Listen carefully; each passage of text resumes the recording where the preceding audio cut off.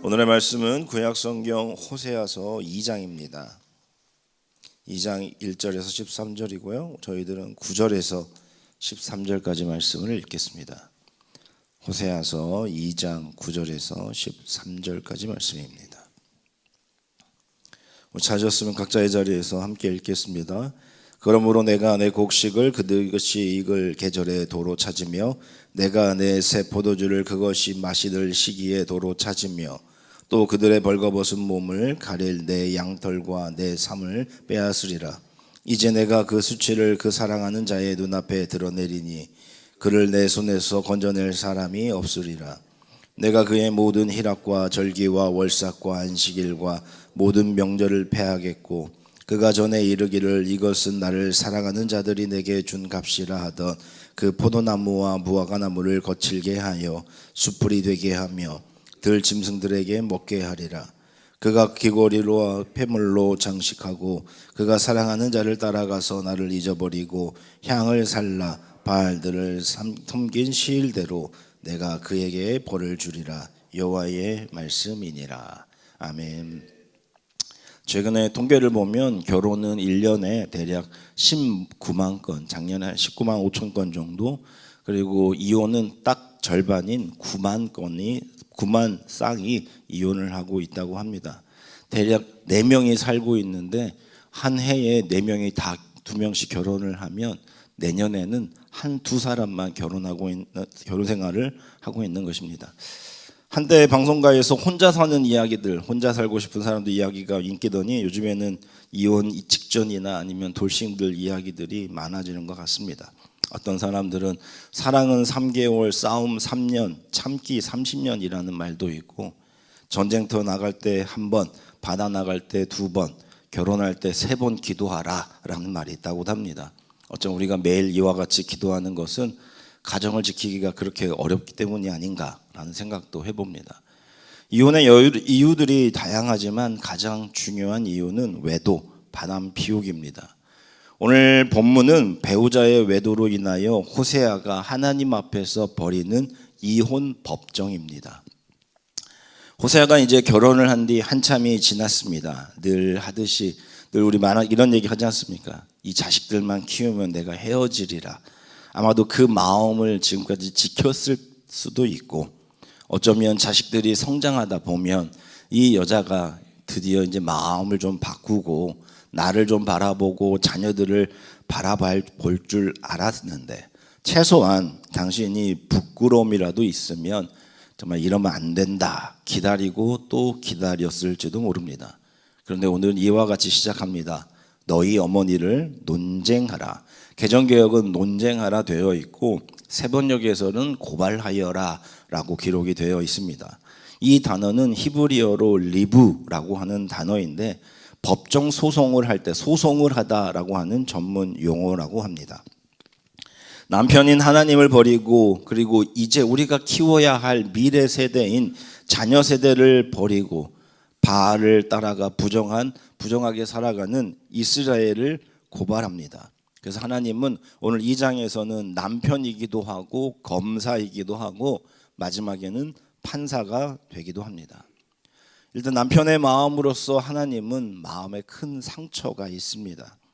세상에서 다른 사람은 몰라도 정말 내가 가장 사랑하고 함께하고 있는 이 여인만큼은 나를 좀 이렇게 바라봐 주었으면. 오늘 본문에서도 그렇게 말하는데 이 여인에게 나의 모든 것을 다 줍니다. 먹을 것, 입을 것, 그리고 그것만 좋겠습니까? 마음도 주고 정말 몸도 주고 모든 것을 다 주었는데 그 배신당한 마음이 어찌 하겠습니까? 이 배신을 아마도 무시당했다라고 생각할 수도 있을 것입니다. 모든 신뢰가 깨져버렸고, 그냥 지금 당장 신뢰가 깨져버린 것은 괜찮은데 지금 이 아이들, 내 불쌍한 자식들은 어떻게 하란 말입니까? 그렇게 해서 이제 고발하기 시작합니다. 마치 검사가 5절부터는 구형하듯이 이런저런 이야기를 합니다. 내가 사랑하는 자들을, 네가 사랑한다고 착각하는, 너를 사랑한다고 착각하는 그 남자들, 그 바알을 네가 따르기 위해서 모든 것을 버리고 음행을 저질렀으니 내가 가시로 그 길을 막으며 담을 쌓아 그로 그 길을 찾지 못하게 하리라. 네가 사랑하는 정부를 쫓아다녀도 그들을 따라가지 못하게 내가 막을 것이다. 그래서 그래야 성경은 이제야 발길을 돌려 나의 남편에게로 돌아가야지 나의 형편이 지금보다 그때가 더 좋았다라는 것을 깨닫게 하리라 라고 말을 합니다. 그리고 나서 이제 여러 가지 말하면서 8절부터는 왜 내가 너에게 이렇게 무거운 중형을 내렸는지, 그렇게 구형할 수밖에 없는지에 대해서 말하며, 죄목은 부정이고 자세한 내용에 대해서 신앙적으로는 남편이 준 곡식, 포도주, 기름, 은과 금으로 바알의 우상을 섬겼을 뿐만 아니라, 그래서 9절에 보면 그러므로라고 시작을 합니다. 고소인이 남편이 준 것을 이제는 내가 다 도로 찾겠다. 네가 먹던 것들, 네가 누리던 것들, 그 다음에 벗은 몸을 가리기 위한 양털과 모시옷을 도로 빼앗고 너의 수치, 너의 모든 그냥 벌거벗은 몸이 정부 앞에 드러나게 하겠다.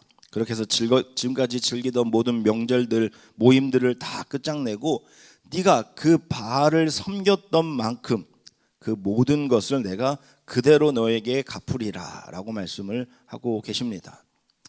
우리가 하나님을 경외하고 하나님의 약속을 존중하는 사람에게는 합당한 대가로 하나님께서 저와 여러분들을 기휘 써주실 뿐만 아니라 지금까지 주셨던 은혜를 누리게 하실 줄 믿습니다. 그러나 약속을 헌신짝처럼 버리고 정말 하나님이 아니라 이방을 섬기고 하나님이 아니라 하나님 등지고 세상을 바라볼 때 하나님께서는 그 사람에게 주신 것을 다 빼앗을 뿐만 아니라 네가 어떤 사람인지 모든 사람들에게 발가벗겨져 버리는, 그래서 너는 아무것도 아니다라는 것을 보여주겠다고 말을 합니다. 그럼 이제 오늘 이 이혼 법정은 어떻게 될까? 여러분 어떻게 될 것 같습니까? 귀책 사유가 있는 배우자에게 이혼을 명령하면서 엄청난 위자료를 청구해야만 할 것입니다. 그런데 안타깝게도인지 다행인지도 모르지만 14절 이후에 뜻밖의 판결을 내리십니다. 그것은 이혼만이 해답이 아니라 이혼 숙려 기간을 좀 더 갖자라는 겁니다. 한 통계에 의하면 불행한 결혼 생활을 끝내기 위해 이혼을 하였지만 막상 90%가 후회를 한다고 합니다. 어찌 보면 헤어지는 것만이 능사일까? 철저하게 복수하고 나면 기분이 좀 좋아질까? 혼자 있으면 행복해질까? 혹시 오늘 이 시간 이혼을 생각하고 계시는 분들이 있다면 철저히 복수하고 파멸로 이끌 수 있는 하나님조차도 다시 한번 조금 더 기다려보자. 다시 한번 기회를 주시며 고멜을, 이스라엘을 더 사랑하는 마음으로 덮어주시고자 하시는 아버지의 마음, 남편의 마음을 우리가 좀 더 깨달았으면 좋겠습니다. 살다 보면 이래저래 마음도 안 맞고 뜻도 안 맞고 어쩜 이렇게 내가 하는 것과 반대로 하는 배우자, 지금까지 다시 사셨다면 앞으로도 좀 이렇게 함께 살아가시고, 혹시라도 여러분이 인생을 살아가다가 힘든 일로 인하여 헤어진 분들이 있다면 하나님께서 여러분들에게 주시는 은혜로 다시 한번, 정말 우리가 이혼이라고 하는 것도 정말 엄청난 일인데 인생의 그 엄청난 일을 겪고 살아가고 있는 분들에게 하나님의 위로가 계시기를 바랍니다. 다시 한번 우리가 결혼 생활을 하면서 남편을 만나고 아내를 만나고 여러분들이 처음 만남을 한번 생각해 보시기 바랍니다. 제가 어제 설교를 위해서 법륜스님의 책을 봤는데 그런 얘기가 있더라고요. 네가 처음에 결혼할 때 남편과 아내에게 네가 그것을 구했던가.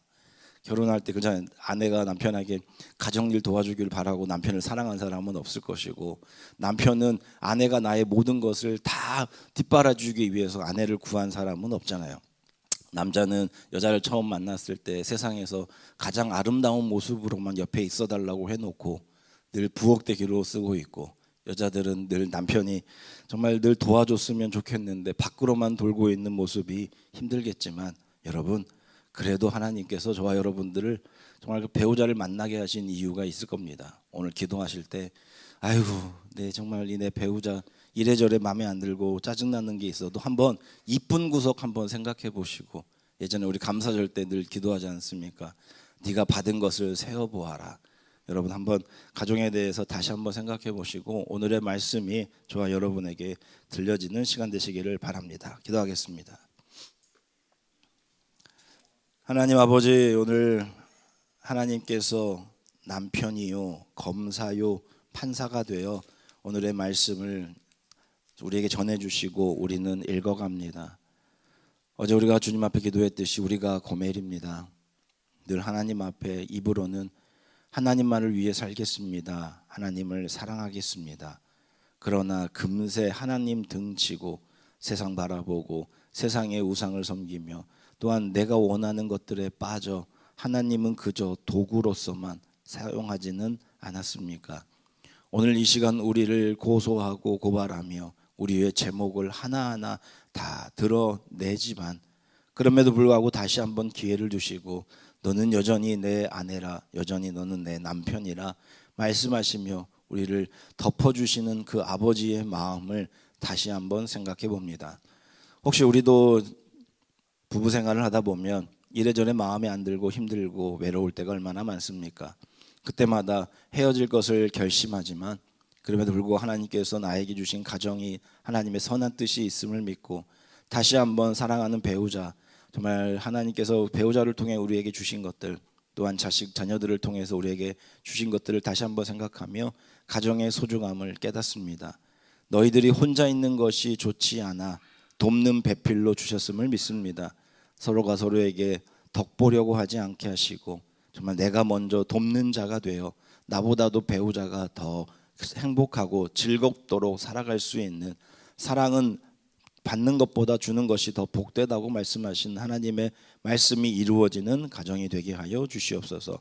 오늘도 최선을 다해 살아가는 우리 성도님들 한 분 한 분 주님께서 도와주셔서 어디에서 무엇을 하든지 누구를 만나든지 하나님의 형통의 복이 늘 동행하게 하여 주시옵소서. 예수 그리스도의 이름으로 기도합니다. 아멘. 하늘에 계신 우리 아버지여, 나라가 임하시오며 뜻이 하늘에서 이루어진 것 같이 땅에서도 이루어지이다. 오늘 우리에게 일용할 양식을 주시옵고 우리가 우리에게 죄 지은 자를 사하여 준 것 같이 우리 죄를 사하여 주시옵고 우리를 시험에 들게 하지 마시옵고 다만 악에서 구하시옵소서.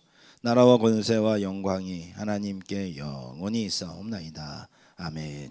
오늘의 말씀 기억하시고 또한 각자의 기도의 제목을 가지고 이 시간 주님 앞에 기도하겠습니다. 사랑과 은혜가 충만하신 하나님,